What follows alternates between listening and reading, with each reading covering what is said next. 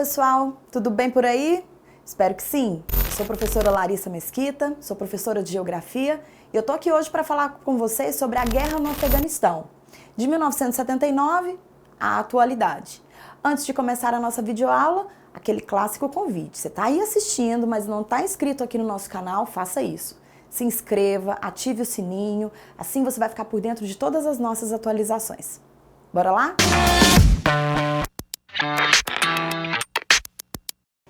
Então, queridos, vou começar aqui falando com vocês de um modo geral sobre o Afeganistão.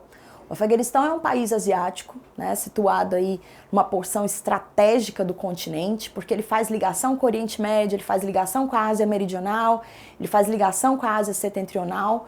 É desde sempre um território muito importante, porque configurava ali uma rota de passagem de importantíssimas pontos comerciais, né, desde a antiguidade. E hoje é um país com uma população estimada de 33 milhões de pessoas, e eu digo estimada mesmo, porque esses são números da ONU. O último censo demográfico que o Afeganistão produziu foi no ano de 1979. De lá para cá, essas estimativas populacionais são publicadas pelas Nações Unidas. Portanto, em média, 33 milhões de pessoas. Um outro detalhe é que é um país muito pobre, né? E como um país muito pobre, nós vamos ter um IDH sempre muito baixo.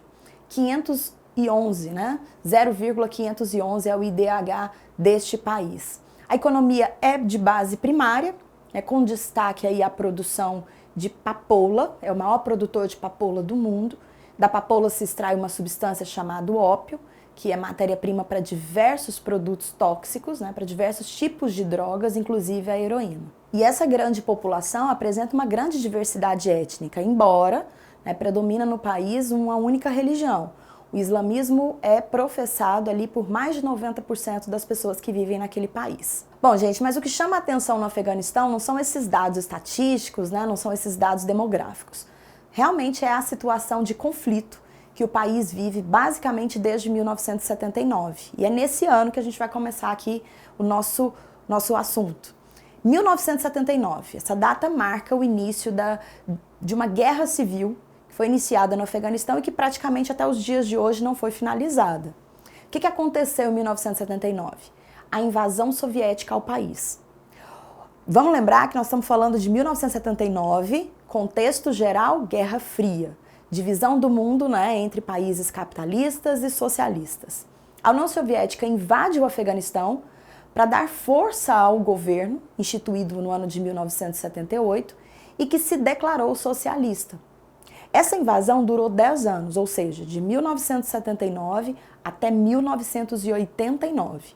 E o objetivo geral, né, era garantir a existência do socialismo no país, e a União Soviética ali, então, dando uma parceria militar e econômica ao governo afegão. E essa invasão soviética, ela deu início ali a uma disputa interna, né, que gerou um conflito de grande porte no país por esses 10 anos. De um lado, o governo, apoiado pela União Soviética e os seus adeptos, né, defendendo então o socialismo, e por outro lado, percebe-se o surgimento de vários grupos paramilitares, de milícias, contrários à ocupação soviética e também contrários ao governo. Esses grupos, que ficaram conhecidos com a nomenclatura, né, de mujahidins, eles vão se ramificando e ganhando apoio de países como a Arábia Saudita, como o Paquistão e até a China. Muitos deles conseguiram se formar, crescer, né, tendo um treinamento militar, tendo dinheiro, armamento para lutar contra esse governo. Agora, todos esses grupos guerrilheiros passaram também a receber apoio de nações ocidentais. Reino Unido, Estados Unidos tiveram uma participação maciça, forte nesse processo de armar e financiar esses grupos, contrários então à União Soviética. Agora, a gente tem que considerar uma coisa muito importante, né? Em 1985, o Mikhail Gorbachev passou a governar a União Soviética. E ele vem com aquela nova ideologia, né, de reorganizar o país. A União Soviética já se encontrava muito enfraquecida ao final dos anos 80. E essa retirada das tropas soviéticas do Afeganistão em 1989 tem muito a ver com isso. com esse enfraquecimento natural da União Soviética, né, e já sinalizando ali que a Guerra Fria não ia durar muito tempo. Os soviéticos saem do Afeganistão em 1989, dentro dessa política do Gorbachev, né, de nova ideologia, onde inclusive se destacam a Glasnost e a Perestroika, mas os Estados Unidos consideram que a saída dos soviéticos é uma vitória deles e também desses grupos guerrilheiros. Bom, e depois dessa retirada das tropas soviéticas, como é que o Afeganistão ficou? Olha, pessoal, eu posso dizer para vocês que destruído em todos os aspectos. Politicamente, muito enfraquecido, né, porque afinal de contas, essa parceria com a União Soviética ela já não estava rendendo tantos lucros, a União Soviética já estava enfraquecida, essa parceria ela foi desmoronada e também não havia interesse dos países ocidentais, né, um total desinteresse dos Estados Unidos, do Reino Unido, das demais potências europeias em relação ao país. Então eles vão continuar mantendo uma guerra civil, agora vários grupos vão disputar o poder ali dentro daquele país que parecia já não ser interessante para ninguém no mundo. E foi nesse contexto, né, de guerra civil, de vários grupos disputando o poder dentro do país, que em 1996 é iniciado o chamado governo Talibã. Esse grupo governou o país por 5 anos, ou seja, de 1996 até o ano de 2001, e é um grupo fundamentalista, islâmico, né, extremista, que instituiu no país a chamada Sharia, ou Sharia, a chamada lei islâmica. Houve ali uma difusão, né, daquilo que era lei civil com lei religiosa, e o país passou a ser então uma teocracia. Apenas a Arábia Saudita, o Paquistão e os Emirados Árabes Unidos davam apoio oficial ao Talibã. Todos os outros países do planeta reconheciam esse governo como um governo terrorista. E durante todo esse período, né, a história do Afeganistão ela acaba ficando muito mais triste, porque o governo altamente repressor do Talibã só piorou a situação econômica e política do país. E olha só, vou te dar uma dica. Se você quiser ficar por dentro de tudo sobre o Talibã, sobre esse período do governo no Afeganistão, eu vou deixar disponível aqui para vocês a nossa aula sobre Talibã. Não deixe de assistir. No ano de 2001, o Talibã sai do poder. Como? Por conta de uma invasão militar organizada pelos Estados Unidos, com apoio da ONU e com a participação dos países membros da OTAN. Todos decidiram invadir o Afeganistão por quê? Porque o Afeganistão abrigava grupos terroristas, em especial a Al-Qaeda, que havia, em setembro de 2001, promovido um grande ataque terrorista nos Estados Unidos.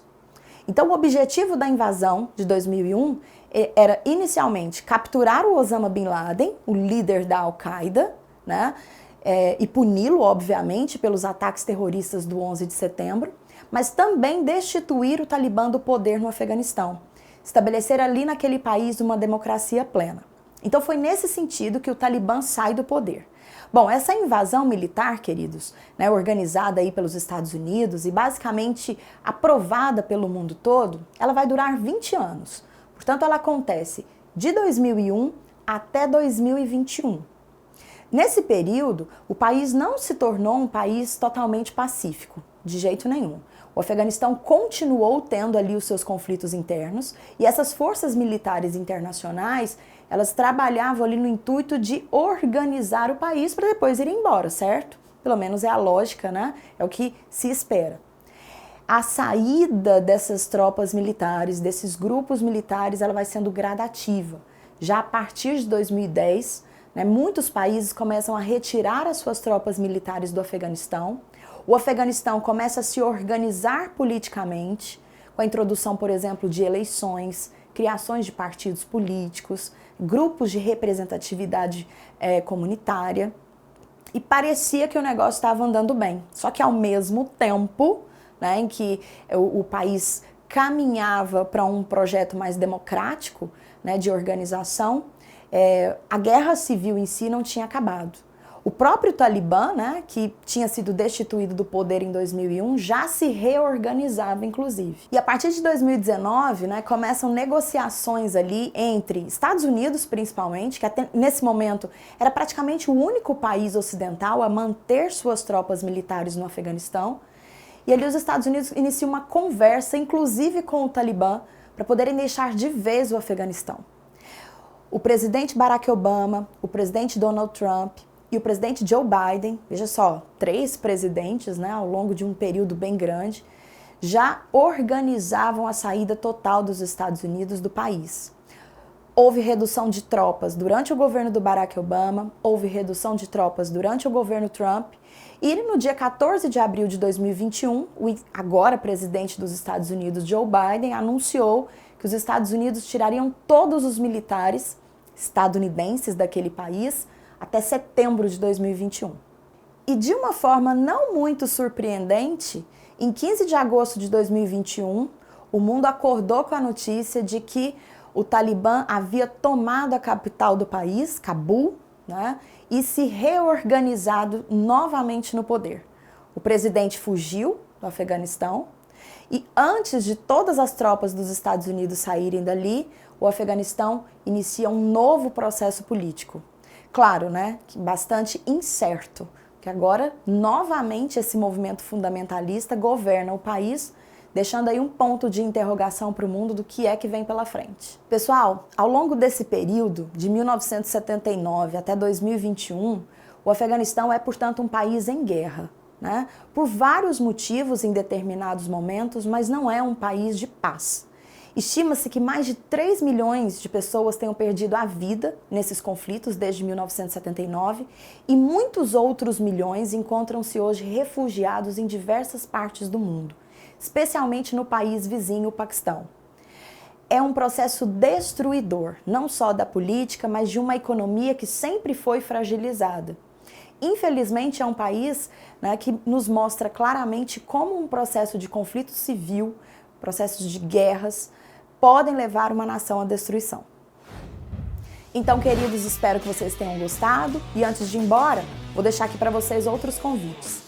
Curta o vídeo, compartilhe com seus amigos, acesse os links aqui na descrição e acesse também as redes sociais do Brasil História.